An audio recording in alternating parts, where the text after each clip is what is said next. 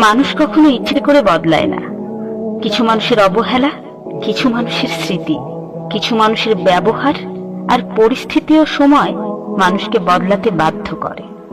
কষ্ট মানুষের সারা জীবন থাকে না, কিন্তু কষ্টের সময় দুর্ব্যবহার করা মানুষগুলোর কথা সারা জীবন মনে থাকে।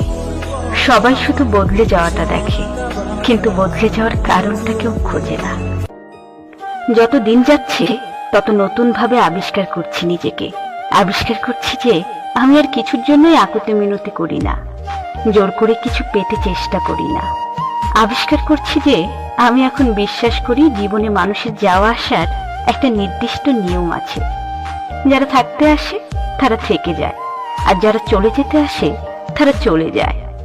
আবিষ্কার করছি যে কিছু কিছু ক্ষেত্রে উত্তর হিসেবে নীরবতার কোনো তুলনা নেই।